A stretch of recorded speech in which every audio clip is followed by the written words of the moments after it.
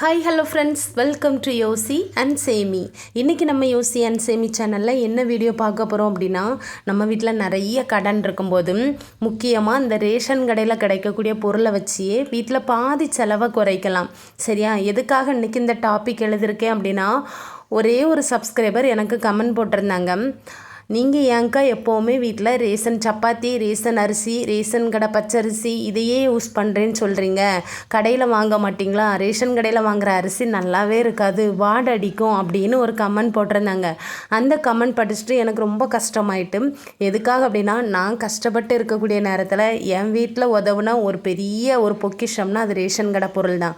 என் வாயால் நான் அதை எப்படிங்க குறை சொல்ல முடியும்?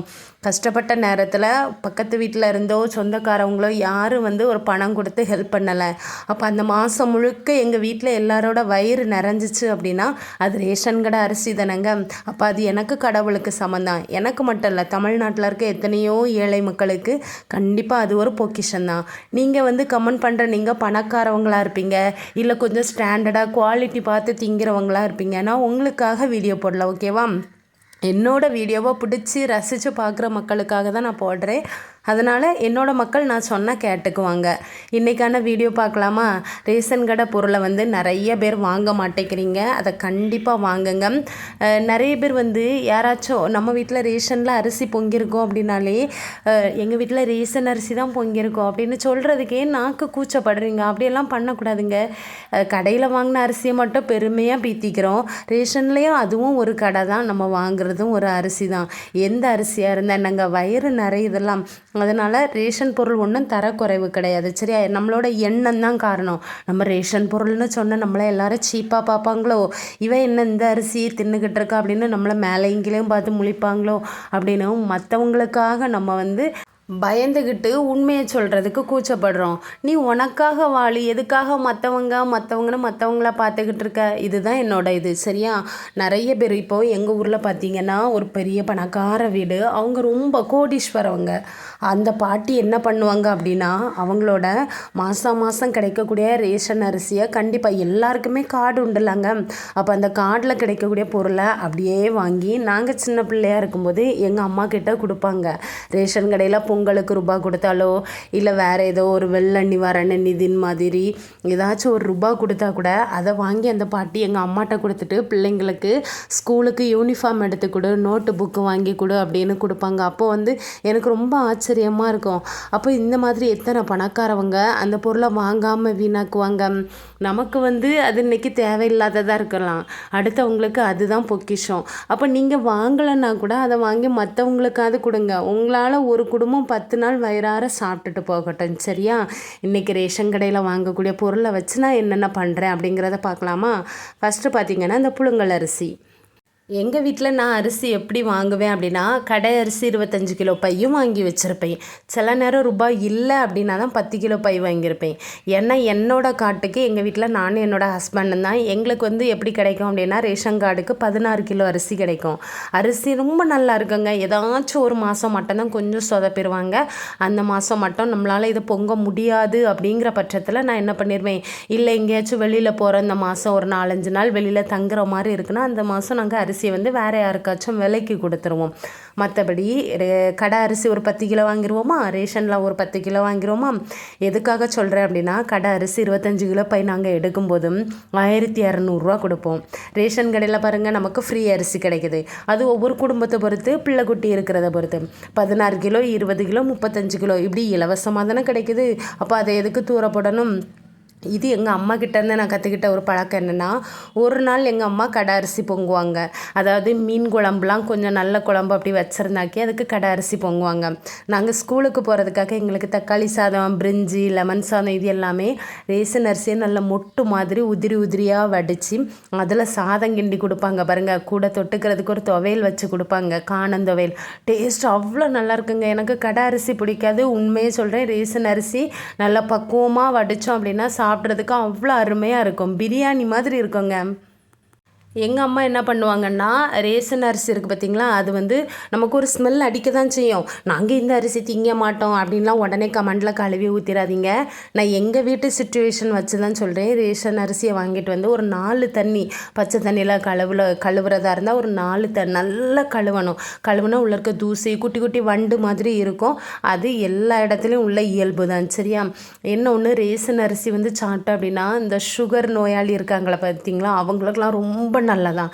கடை அரிசியெல்லாம் சாப்பிடக்கூடாது. ரேஷன் அரிசி வந்து நம்ம சர்க்கரை நோயாளிகளுக்கு அப்படி ஒரு பெஸ்ட்டு மெடிசின் அப்படின்னு நான் ஒரு பேப்பரில் படித்தேன். ஓகேவா? படித்தது தான் உங்ககிட்ட ஷேர் பண்ணிகிட்ருக்கேன். முக்கியமாக வெந்நீர் இருக்குது பார்த்திங்களா, வெந்நீர் கொதிக்க காய வச்சு அதை ரேஷன் அரிசியில் ஊற்றி ஒரு 10 நிமிஷம் கழித்து கையை வச்சு நல்லா வரசி கழுவணும் அப்படின்னா அரிசி பார்க்குறதுக்கு அவ்வளோ வெள்ளையாக இருக்குமா. இல்லை உங்களுக்கு வெந்நீர் போட முடியலை அப்படின்னா நீங்கள் பச்சை தண்ணியில் ஒரு 4 டைம் நல்லா கையை வச்சு நல்லா ராவி கழுவுனாலே போதும், சூப்பராக இருக்கும்.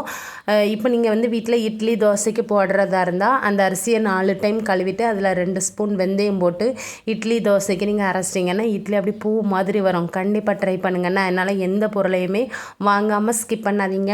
ரெண்டாவது பார்த்திங்கன்னா பச்சரிசியை நான் என்ன பண்ணுவேன்னா, இது வரைக்கும் நான் கடையில் பேக்கெட் மாவில் அரிசி மாவுலாம் வாங்கினதே கிடையாது, புட்டு மாவும் வாங்கினது கிடையாது. எங்கள் அம்மா ஊர் ரேஷன் கடையிலேருந்து ஒரு 5 கிலோ பச்சரிசியும் வாங்கி கொடுப்பாங்க எனக்கு. அதை நல்லா கழுவி அழகாக அச்சு முறுக்கு பண்ணுவேன். புட்டு, இடியாப்பம், ஆப்பம் இது எல்லாமே நான் அந்த பச்சரிசியில் தாங்க பண்ணுவேன். நீங்களும் கண்டிப்பாக பண்ணுங்கள். எதுக்காக அப்படின்னா நம்ம வீட்டில் தினமும் பிள்ளைங்களுக்கு கஞ்சி சோறு கொடுத்துட்டு இருந்தால் போர் அடிக்கும். அப்போ நம்ம வீட்டில் இந்த மாதிரி ரேஷன் கடையில் வந்து மேக்ஸிமம் நீங்கள் கேட்டு பார்க்கலாம். ரேஷன் கடையில் வந்து ஒரு 5 கிலோ பச்சரிசி கொடுப்பீங்களா அப்படின்னு. எங்கள் ஊரில் நாங்கள் கேட்போம், அதுக்குள்ளே காசு கொடுத்துருவோம். நாங்கள் நமக்கு எத்தனை கிலோ வேணுமோ அவ்வளோக்கு நமக்கு தருவாங்க. அப்போ அந்த பச்சரிசியை வாங்கிட்டு வந்து மாவு மாதிரி நல்லா மில்லில் கொடுத்து திரித்து வச்சிட்டோம் அப்படின்னா ஒரு நாள் காலையிலே பழைய கஞ்சி கொடுங்க பிள்ளைங்களுக்கு, ஒரு நாள் புட்டு, ஒரு நாள் ஆப்பம், ஒரு நாள் இடியாப்பம், இந்த மாதிரி நம்ம வந்து கொஞ்சம் வெரைட்டியாக கொடுக்கலாம். பிள்ளைங்களும் விரும்பி சாப்பிடுவாங்க. அப்போது ஒரு ரேஷனில் கிடைக்கிற அந்த இலவச அரிசியெல்லாம் நம்ம வீட்டில் ஒரு வாரத்துக்கான காலையில் டிஃபன் முடிஞ்சிருது பார்த்திங்களா, அதனால தான் சொல்கிறேன். முக்கியமாக கடையில் போய் இட்லி மாவு, தோசை மாவு, ஆப்ப மாவு, புட்டு மாவு, இடியாப்ப மாவு இந்த மாதிரி வெரைட்டியெல்லாம் வாங்காதீங்க. டேஸ்ட்டாகவே இருக்காதீங்க. நம்ம வீட்டில் கிரைண்டரில் மாவு போட்டு அரைச்சாதான் இட்லி தோசையே பார்க்குறதுக்கு அழகாக இருக்கும். கடையில் அவன் எத்தனை நாளைக்கு முன்னே அரைச்சி வச்சதோ அது தெரியாது. அதுக்கப்புறம் பார்த்திங்கன்னா பாமாயில். இந்த பாமாயிலுக்கு ஒரு கமெண்ட் வந்து பாருங்கள் எனக்கு, நீங்கள் எப்போ பார்த்தாலும் சிக்கனமாக இருக்கேன்னு பாமாயிலில் தான் பருப்பு வடை சுடுறீங்க. நான் ஒரு குக்கிங் சேனல் வச்சுருக்கேன் பார்த்திங்களா, அதில் எனக்கு இப்படி கமெண்ட் வந்துச்சு, எப்போ பார்த்தாலும் உங்கள் வீட்டில் இந்த பாமாயில் எண்ணெயிலே தான் வடை போடுவீங்களா, அப்பளம் பொரிப்பீங்களா அப்படின்னு. இல்லை, நான் பாமாயில் எண்ணெய் யூஸ் பண்ணால் என்ன தப்புங்க? நிறைய சயின்டிஸ்ட் வந்து இப்போ கண்டுபிடிச்சதுலேயே ஒரு 1ஆம் நம்பர் என்ன அப்படின்னா அது பாமாயில் தான் அப்படின்னு சொல்லியிருக்காங்க. நியூஸ் எல்லாம் அடிக்கடி பாருங்கள், ஓகேவா? கடையில் 1 லிட்டர் எண்ணெய் எவ்வளோ தெரியுமா? 120 ரூபாலேருந்து 130 ரூபா. ரேஷன் கடையில் பாமாயில் பார்த்திங்களா வெறும் 25 ரூபா 30 ரூபாய்க்கு கொடுக்குறாங்க.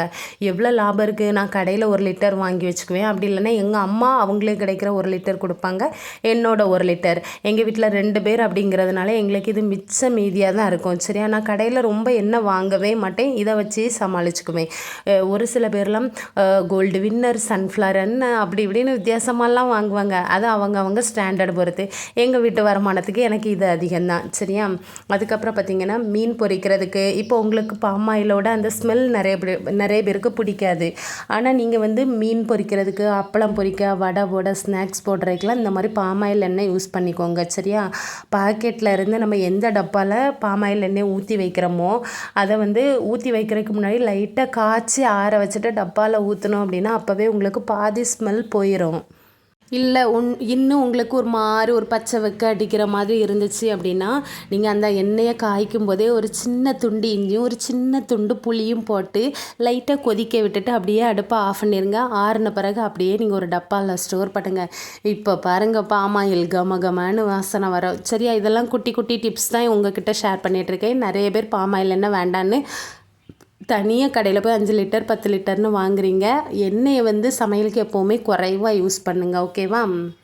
கடைசியாக பார்த்திங்கன்னா சீனி கோதுமை கடையில் 1 கிலோ சீனி 55 ரூபா, ரேஷனில் 25 ரூபா. கோதுமை மாவும் அப்படி தான். நீங்கள் பச்சரிசி எப்படி 5 கிலோ வாங்குறீங்களோ அதே மாதிரி கோதுமையும் ஒரு 5 கிலோ நீங்கள் வந்து வாங்குங்க, கேளுங்க கொடுப்பாங்க. அப்படி வாங்கிட்டு வந்து நல்லா கழுவி காய போட்டு திரிச்சிட்டு வந்தால் ரவா பண்ணலாம், கோதுமை புட்டு பண்ணலாம், சப்பாத்தி பூரி என்ன வேணாலும் போடலாம். முக்கியமாக பிள்ளைங்க ஸ்கூல்லேருந்து ஈவினிங் வீட்டுக்கு வந்தோடனே நம்ம கோதுமையில் கொஞ்சமாக நாட்டு சர்க்கரையோ இல்லை சீனி போட்டோ ஒரு வாழைப்பழத்தை வெட்டி போட்டோ நம்ம வந்து பணியாரம் செஞ்சு கொடுக்கலாம், பலகாரம் செஞ்சு கொடுக்கலாம், என்னெல்லாம் இருக்குங்க. நம்ம ரேஷன் கடைகளில் கிடைக்கக்கூடிய பொருளை நம்ம யூஸ் பண்ண தெரியாமல் இருக்கும். நல்லா ப்ராப்பராக ஒரு ஸ்நாக்ஸ் போட தெரிஞ்சவங்க, ஈஸியாக சிக்கனமாக மெயின்டைன் பண்ணுறவங்க இந்த மாதிரிலாம் பண்ணுவாங்க.